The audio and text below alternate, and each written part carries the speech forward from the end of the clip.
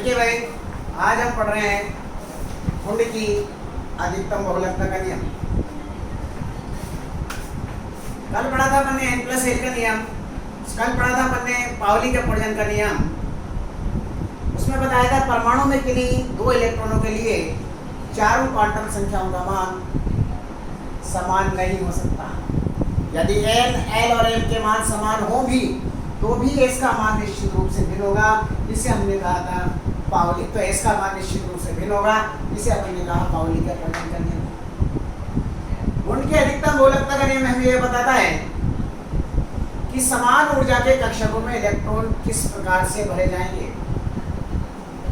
समान ऊर्जा के कक्षक होते हैं, जैसे p कोश है, इसमें 3 कक्षक होते हैं, px, py और pz। तीनों कक्षकों की ऊर्जाएं समान होती हैं और p कोश में कुल कितने इलेक्ट्रॉन भरे जाते हैं? 6 इलेक्ट्रॉन। ये 6 इलेक्ट्रॉन इसमें k से भरे जाएंगे, ये हुंग नाम के साइंटिस्ट ने बताया। इसी तरह से d कोश में कितने कक्षक होते हैं भाई?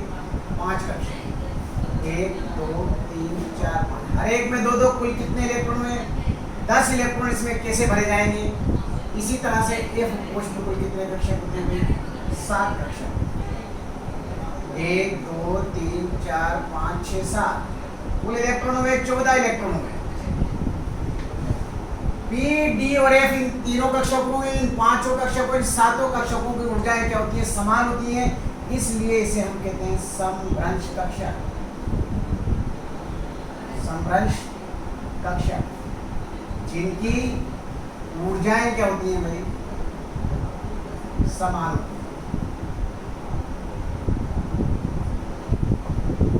तो हमने बताया कि जब समान ऊर्जा के कक्षकों में इलेक्ट्रॉन भरे जाते हैं, जब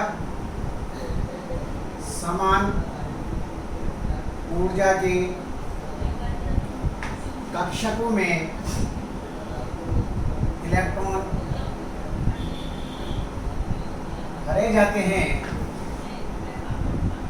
तो किसी भी कक्षक में इलेक्ट्रॉनों के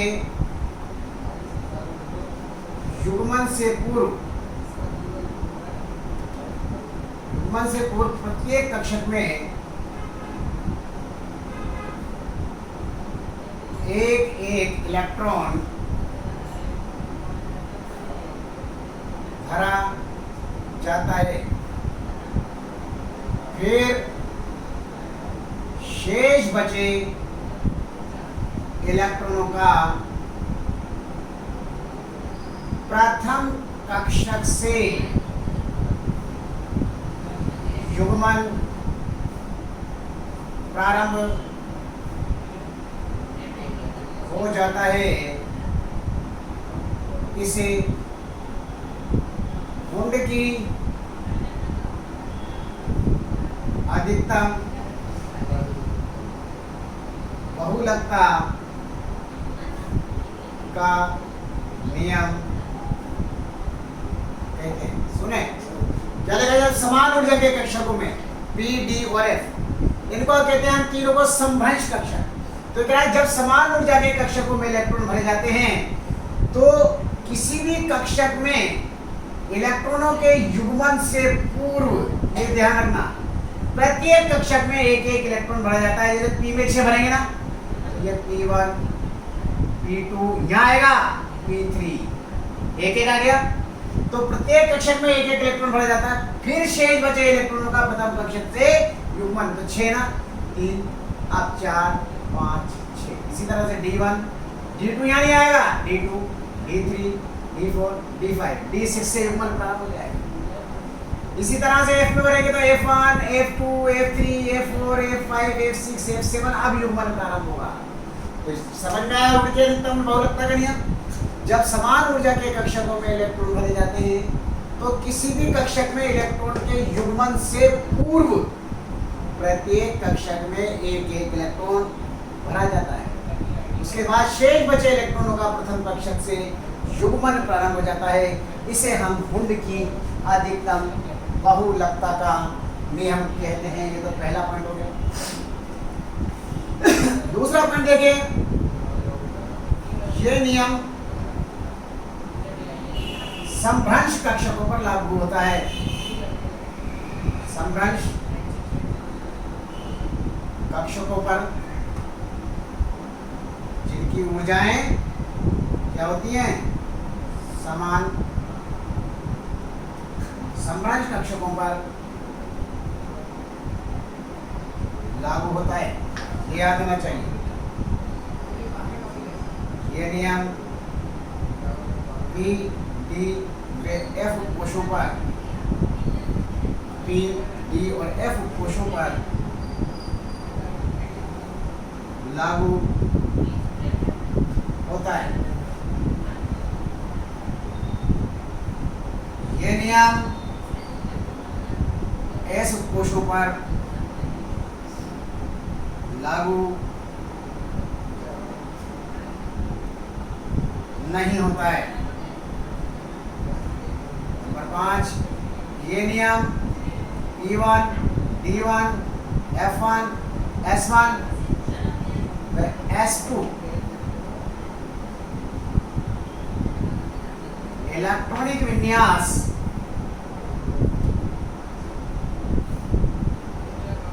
रखने वाले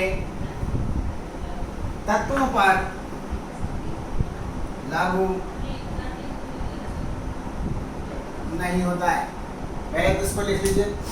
वोल्टेज अधिकतम वोल्टेज समझ में आ गया। जब समान ऊर्जा के कक्षकों में इलेक्ट्रॉन भरे जाते हैं, जैसे 3p, 5d कक्षक और 7f कक्षक, तो किसी भी कक्षक में इलेक्ट्रॉन का जोड़ा बनने से पहले प्रत्येक कक्षक में एक एक इलेक्ट्रॉन भरा जाता है।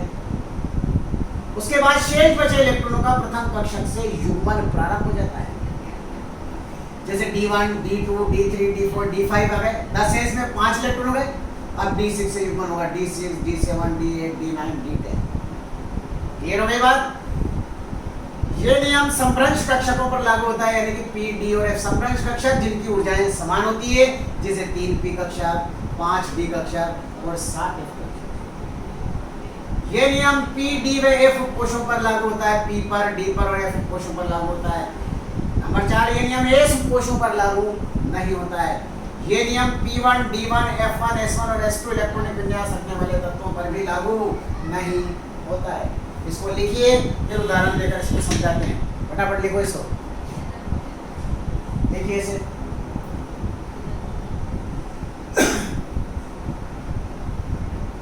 लिख लीजिए पहले से।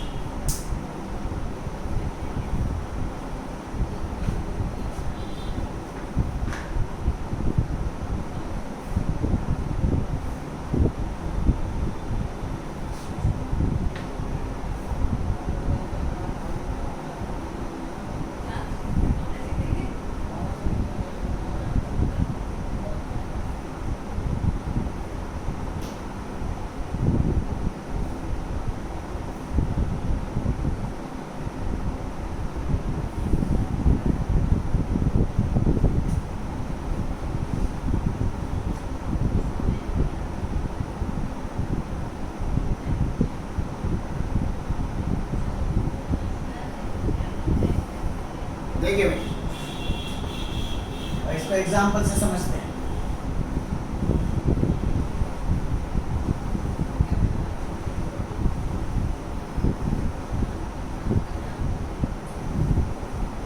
जैसे देखिए, कार्बन का परमाणु क्रमांक 6,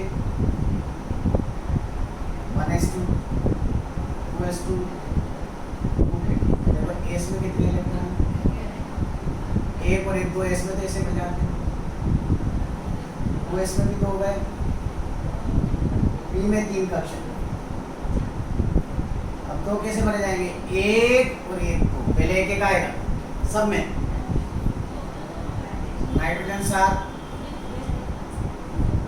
1s2, 2s2, 2p3, एस में 2 गए, ये समभ्रंश कक्षक आ गया, 1, 2 और 3, एक एक आ गया। अब युग्मन शुरू होगा, ऑक्सीजन 8 है, 1s2, 2s2, 2p4,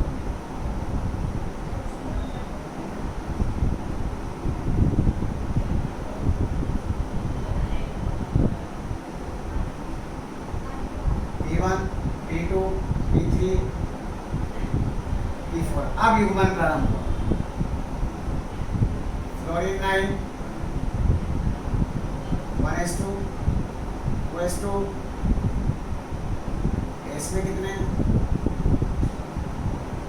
2s में भी कितने,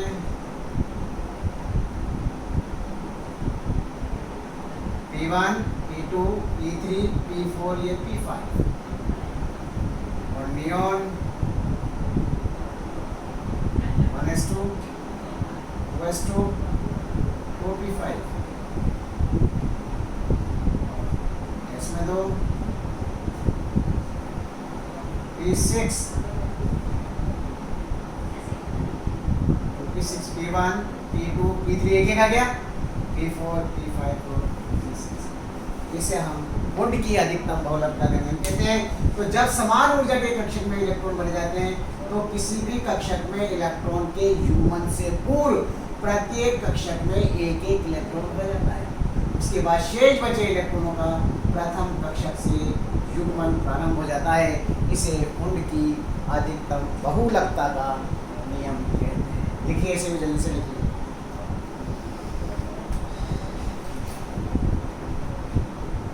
कैसे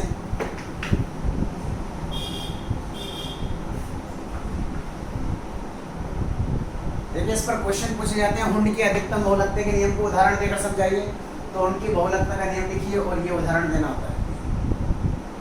दूसरा क्वेश्चन पूछा जाता है कि हुंड की अधिकतम बहुलकता का नियम किन कक्षकों पर लागू होता है। आपका जवाब होगा समभ्रंश कक्षकों पर लागू होता है। तीसरा क्वेश्चन पूछा जाता है हुंड की अधिकतम बहुलकता का नियम किन किन उपकोषों पर लागू होता है। तो आपका जवाब होगा पी, डी और एफ उपकोषों पर लागू होता है। नेक्स्ट क्वेश्चन पूछा जाता है कि हुंड की अधिकतम बहुलकता का नियम किन उपकोषों पर लागू नहीं होता है। आपका जवाब होगा एस उपकोषों पर लागू नहीं होता है। एक क्वेश्चन पूछा जाता है आपसे कि हुंड की अधिकतम बहुलकता का नियम किन किन इलेक्ट्रॉनिक विन्यास रखने वाले तत्वों पर लागू नहीं होता है। तो आपका जवाब होगा P1, D1, F1, S1 और S2 इलेक्ट्रॉनिक विन्यास रखने वाले तत्वों पर ये नियम लागू नहीं होता है। इस बात को आपको अच्छी तरह से याद होना चाहिए। ये पढ़ा हमने हुंड की अधिकतम बहुलकता का नियम। इस उदाहरण को जल्दी से पढ़िए।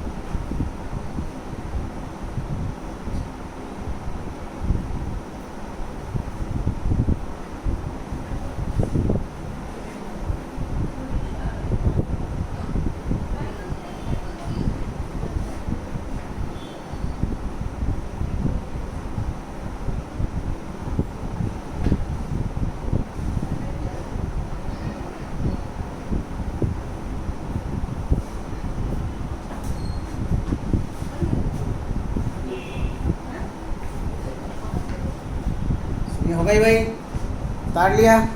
अब नेक्स्ट क्लास में अपन पढ़ेंगे n+l का नियम।